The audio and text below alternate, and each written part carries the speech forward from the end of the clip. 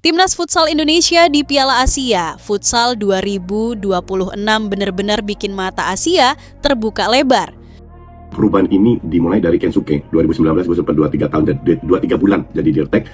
Nah, pemain mayoritas 80% dari pemainnya Hector itu sekarang pemain Kensuke yang waktu itu masih muda, masih 19 tahun, 20 tahun, masih muda lah, baru 20 tahunan lah. Dan apa masukan yang penting untuk futsal di negara yang sedang berkembang seperti Indonesia? Hal pertama yang disebut adalah pelatih. Tadi betul yang Evan mungkin sempat ngobrol sama Mas Hatta, betul, pelatih.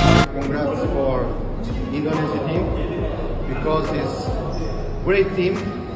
I know we don't have too much time for training. Today only training after arrive in the. Bukan cuma terbuka, tapi melotot. Banyak yang mungkin awalnya mikir, paling Indonesia cuma numpang lewat. Tapi kenyataannya, mereka malah jadi raja grup. Hasil imbang 1-1 melawan Irak di laga terakhir fase grup memang kelihatannya sederhana.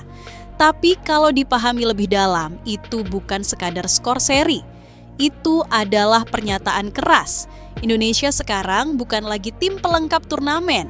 Indonesia bukan lagi tim yang datang cuma buat ngeramein suasana, foto-foto, lalu pulang lebih cepat.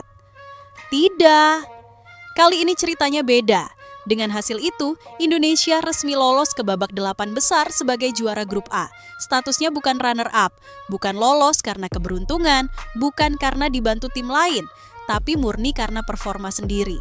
Dan itu yang bikin pencapaian ini terasa jauh lebih manis.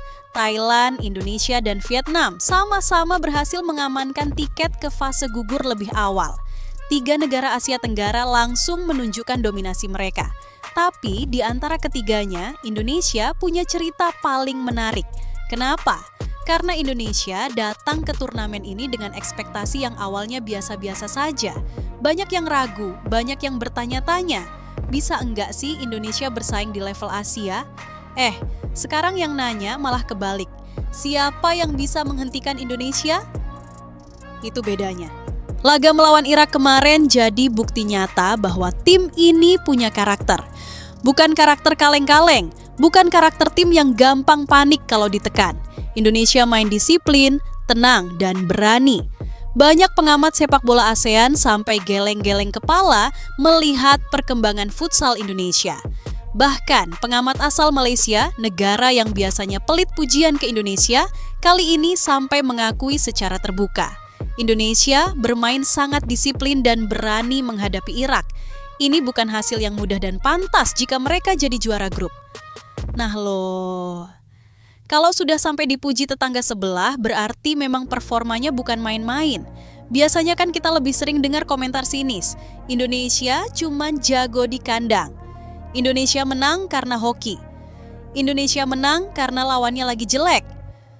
Tapi sekarang narasinya berubah total.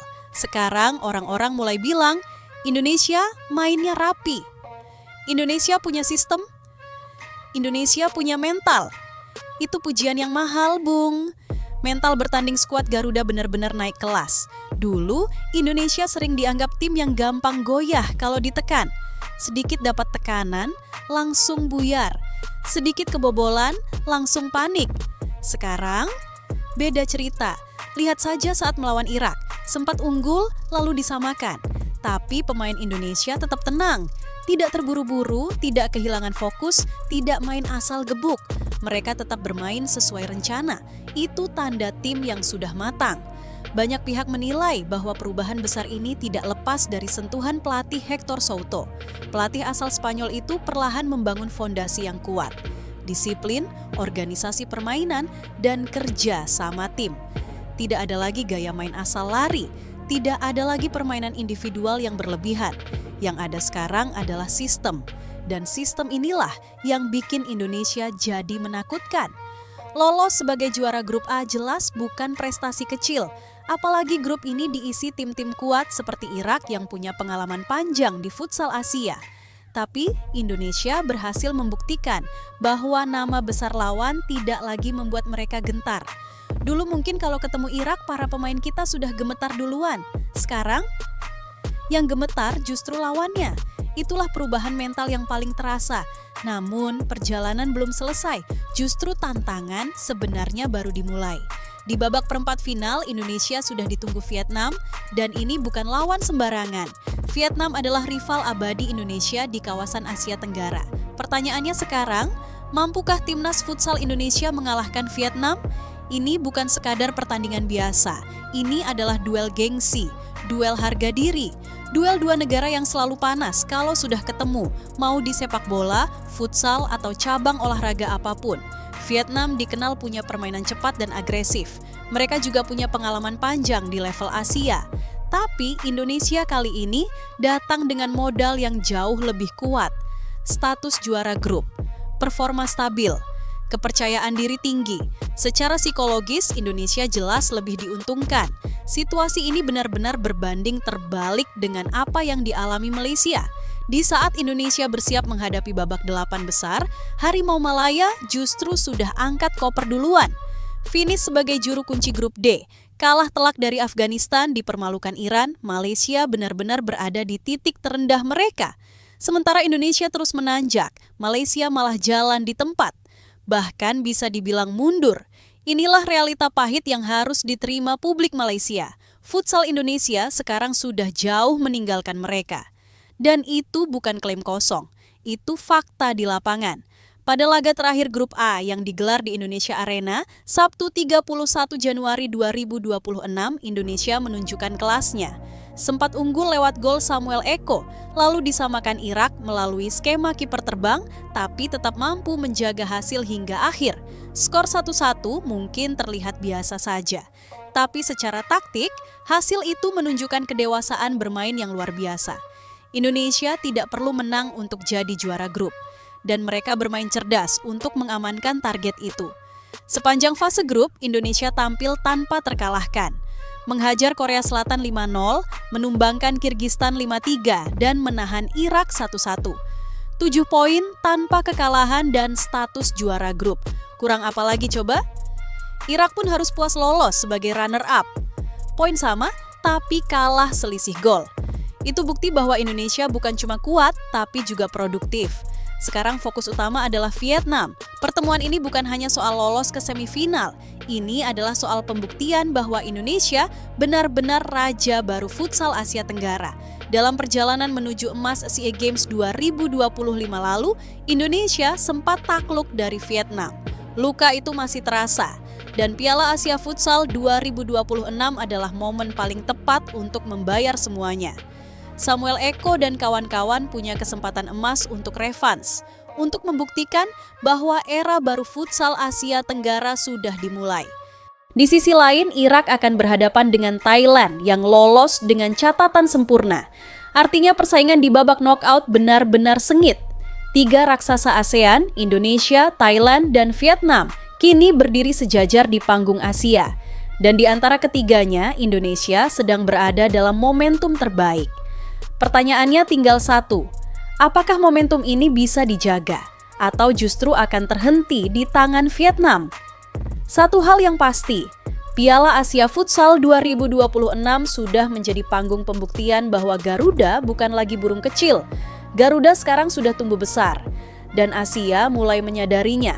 Sekarang kita masuk ke babak yang sesungguhnya, babak yang bikin jantung deg-degan, babak yang bikin supporter susah tidur, perempat final. Dan lawan Indonesia bukan sembarang tim. Yang sudah menunggu di depan mata adalah Vietnam, rival abadi di Asia Tenggara. Kalau sudah ketemu Vietnam, rasanya bukan cuma pertandingan futsal biasa. Ini lebih mirip perang harga diri dua negara. Bisa dibilang, duel Indonesia versus Vietnam itu paket komplit. Ada gengsi, ada sejarah, ada dendam, ada drama, dan yang paling penting, ada mimpi besar untuk lolos ke semifinal Piala Asia Futsal 2026. Pertemuan ini benar-benar seperti skenario film. Indonesia datang dengan status juara grup A, sementara Vietnam lolos sebagai runner-up grup B di bawah Thailand. Artinya, secara posisi, Indonesia lebih unggul.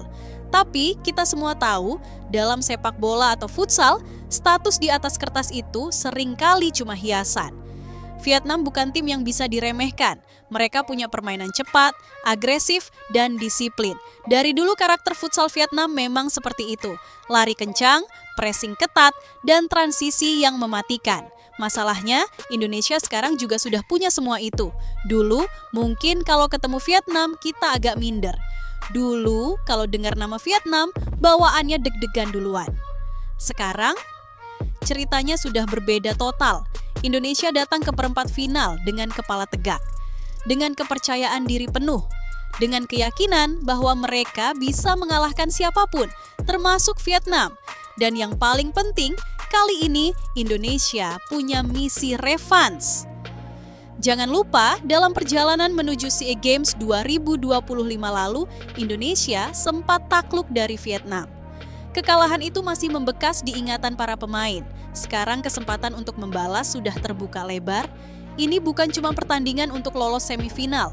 Ini adalah momen untuk menghapus luka lama. Makanya, laga ini bakal panas, bakal keras, bakal penuh emosi. Samuel Eko dan kawan-kawan pasti sadar betul arti pertandingan ini. Mereka tahu bahwa satu kemenangan atas Vietnam bisa mengubah segalanya. Bukan cuma mengantar Indonesia ke semifinal, tapi juga mengirim pesan keras ke Asia Tenggara. Era baru futsal ASEAN sudah dimulai, dan Indonesia adalah tokoh utamanya. Modal Indonesia jelas sangat menjanjikan.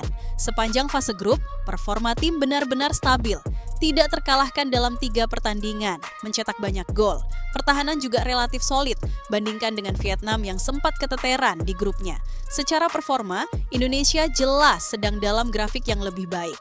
Secara mental, Indonesia juga lebih unggul. Status juara grup membuat rasa percaya diri pemain meningkat drastis. Mereka masuk ke lapangan dengan perasaan sebagai tim besar, bukan lagi tim yang cuma numpang lewat. Itu perbedaan mental yang sangat krusial. Pelatih Hector Souto juga pasti sudah menyiapkan strategi khusus untuk menghadapi Vietnam. Pelatih asal Spanyol ini bukan tipe pelatih yang cuma mengandalkan semangat. Dia pelatih yang main pakai otak, pakai data, pakai analisis. Vietnam pasti sudah dipelajari habis-habisan. Kelemahan mereka, pola permainan mereka, semuanya pasti sudah dikantongi tim pelatih Indonesia. Tinggal eksekusi di lapangan. Namun tetap saja, pertandingan ini tidak akan mudah. Vietnam pasti datang dengan motivasi yang sama besar. Mereka juga tidak mau kalah dari Indonesia. Apalagi rivalitas kedua negara memang selalu panas di olahraga apapun. Tapi disinilah letak serunya. Pertandingan ini akan jadi ajang pembuktian. Siapa sebenarnya Raja Futsal Asia Tenggara saat ini? Apakah Vietnam yang selama ini sering dianggap lebih mapan? Atau Indonesia yang sedang naik daun dengan kekuatan baru? Jawabannya akan ditentukan di lapangan. Sementara Indonesia bersiap untuk laga hidup mati melawan Vietnam, nasib berbeda justru dialami tetangga kita, Malaysia. Di saat Indonesia sedang sibuk mempersiapkan strategi perempat final, Malaysia malah sudah sibuk siap-siap pulang kampung. Kalah telak 7-0 dari Afghanistan, kalah 4-1 dari Iran, finish sebagai juru kunci grup. Kalau boleh jujur, performa Malaysia di turnamen ini benar-benar memprihatinkan. Bahkan bukan cuma memprihatinkan, tapi memalukan. Bayangkan, Indonesia bisa menahan Irak, bisa menghajar Korea Selatan, bisa tampil solid di setiap laga. Sementara Malaysia, kebobolan 7 gol tanpa balas dari Afghanistan. Itu bukan kekalahan biasa. Itu namanya dibantai habis-habisan, sampai-sampai pengamat futsal Malaysia sendiri mengaku malu. Ya, aku paham main futsal nih memang senang buat gol, tapi paling-paling bagilah fight sikit. Bagilah 7 strip 3 ke 7 strip 4 ke, ini memang 7-0.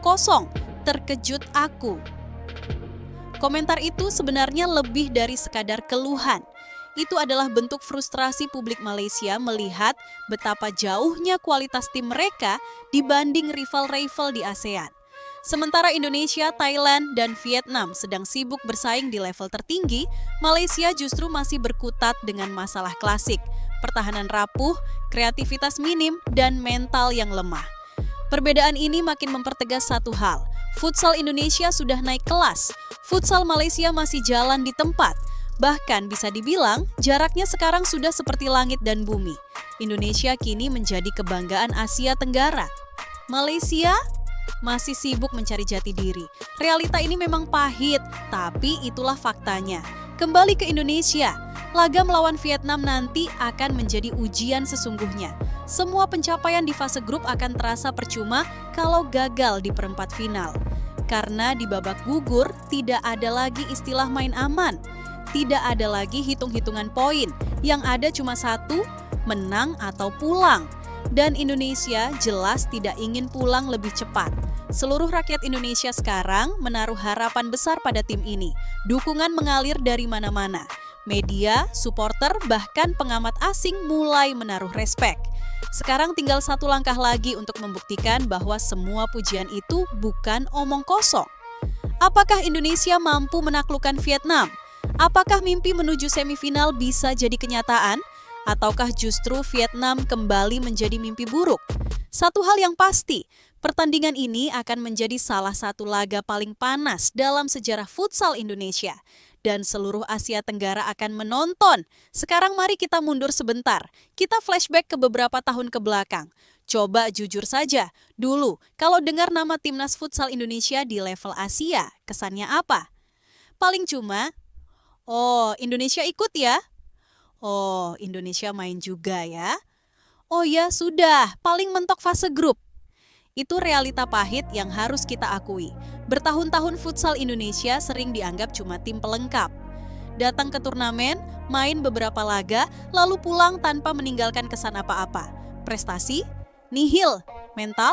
Sering rapuh. Organisasi permainan? Masih acak-acakan? Itu dulu. Tapi Piala Asia Futsal 2026 benar-benar mengubah segalanya. Turnamen ini seperti jadi titik balik besar dalam sejarah futsal Indonesia. Sekarang narasinya sudah berbalik 180 derajat. Indonesia tidak lagi datang sebagai tim yang dipandang sebelah mata. Indonesia sekarang datang sebagai tim yang ditakuti. Dan itu bukan klaim kosong. Itu fakta yang bisa dilihat langsung di lapangan. Lihat saja perjalanan Indonesia di fase grup. 3 pertandingan, 2 kemenangan, 1 hasil imbang. Tanpa kekalahan, menghajar Korea Selatan 5-0, mengalahkan Kirgistan 5-3, menahan Irak 1-1. Itu bukan hasil main-main, Bung. Bukan hoki, bukan kebetulan, bukan karena lawan lagi sial. Itu murni hasil dari kerja keras, sistem yang matang, dan mental yang sudah naik kelas. Permainan Indonesia sekarang jauh lebih terstruktur. Dulu mungkin kita sering lihat pemain-main futsal seperti main bola tarkam. Asal lari, asal tendang, asal semangat. Sekarang, semua serba rapi. Transisi bertahan ke menyerang jelas, skema serangan terencana, rotasi pemain terukur, pertahanan kompak. Singkatnya, Indonesia sekarang main futsal dengan otak, bukan cuma dengan otot. Dan perubahan ini jelas tidak datang tiba-tiba. Ada proses panjang di baliknya. Pembinaan usia muda mulai diperbaiki.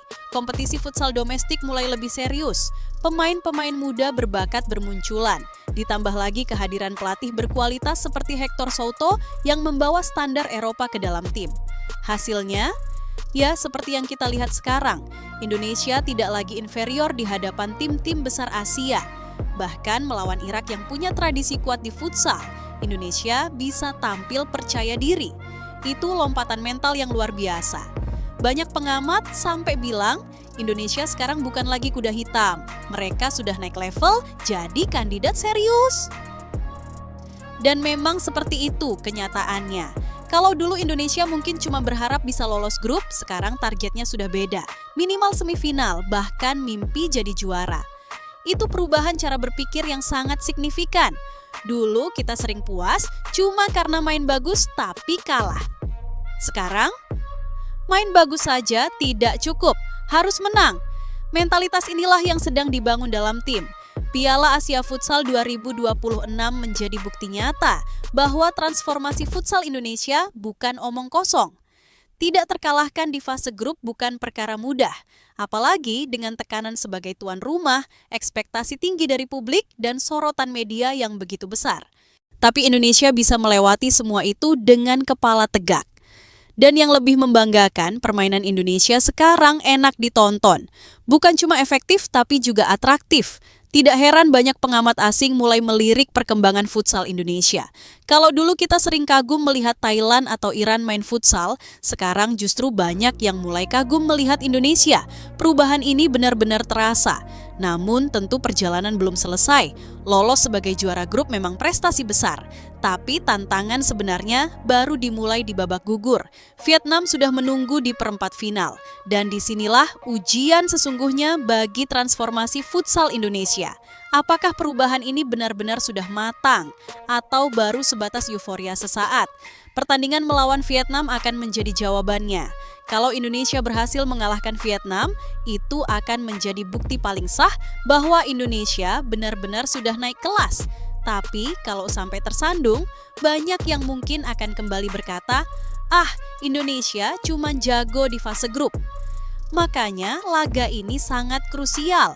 Di sisi lain, kita juga tidak bisa menutup mata dari realita di Asia Tenggara. Saat Indonesia terus berkembang, tidak semua negara mengalami nasib yang sama. Contoh paling nyata, Malaysia. Perbandingan antara Indonesia dan Malaysia di turnamen ini benar-benar seperti siang dan malam. Indonesia lolos sebagai juara grup tanpa terkalahkan. Malaysia tersingkir sebagai juru kunci grup. Indonesia dipuji banyak pihak. Malaysia justru dihujani kritik pedas dari negaranya sendiri.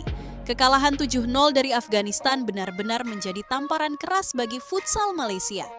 Bahkan pengamat mereka sendiri sampai mengakui bahwa kualitas tim sudah tertinggal jauh. Ini menunjukkan satu hal yang sangat jelas. Perkembangan futsal di Asia Tenggara tidak merata. Indonesia, Thailand, dan Vietnam terus melaju kencang.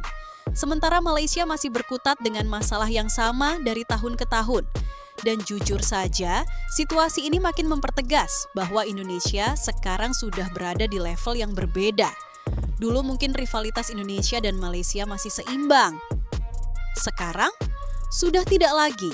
Indonesia sudah melangkah jauh ke depan. Piala Asia Futsal 2026 menjadi panggung pembuktian bahwa kerja keras bertahun-tahun mulai membuahkan hasil. Tapi tetap, euforia tidak boleh berlebihan. Perjalanan masih panjang, target besar masih menunggu di depan mata. Lolos perempat final memang membanggakan, tapi tujuan akhir tentu lebih dari itu. Mimpi Indonesia sekarang bukan cuma sekadar lolos fase grup. Mimpi Indonesia adalah menjadi kekuatan besar futsal Asia. Dan mimpi itu perlahan mulai terlihat nyata. Sekarang kita bicara jujur-jujuran saja, Piala Asia Futsal 2026 ini bukan cuma soal Indonesia lolos perempat final. Turnamen ini juga membuka satu kenyataan besar di kawasan Asia Tenggara. Ada jurang kualitas yang makin lebar antara Indonesia dan Malaysia. Di saat Indonesia, Thailand, dan Vietnam sedang sibuk bersaing di babak knockout, Malaysia justru sudah angkat koper lebih dulu. Dan bukan sekadar tersingkir, tapi tersingkir dengan cara yang memalukan. Kalah 4-1 dari Iran masih bisa dimaklumi, tapi kalah 7-0 dari Afghanistan, maaf saja, itu bukan kekalahan biasa. Itu sudah masuk kategori bencana nasional versi futsal. Bayangkan saja, Indonesia bisa menahan Irak, tim kuat Asia. Indonesia bisa menghajar Korea Selatan. Indonesia bisa tampil solid sepanjang fase grup. Sementara Malaysia, kebobolan 7 gol tanpa balas. Bedanya jauh sekali. Dan yang paling menyakitkan, kekalahan itu bukan karena sial.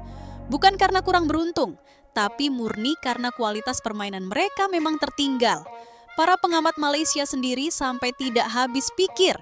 Ini hasil yang sangat memalukan. Kalah 7 gol tanpa balas benar-benar di luar dugaan. Kalimat itu keluar langsung dari mulut orang Malaysia sendiri, bukan dari netizen Indonesia. Artinya apa? Artinya performa tim mereka memang separah itu. Apakah Garuda mampu terbang lebih tinggi? Apakah mimpi besar itu bisa jadi kenyataan? Ataukah perjalanan ini akan terhenti di tangan Vietnam? Semua akan terjawab di lapangan. Satu hal yang pasti, apapun hasil akhirnya nanti, Timnas Futsal Indonesia sudah membuat kita semua bangga. Mereka sudah membuktikan bahwa dengan kerja keras, disiplin, dan mental baja, Indonesia bisa berdiri sejajar dengan tim-tim terbaik Asia. Dan semoga ini benar-benar baru permulaan.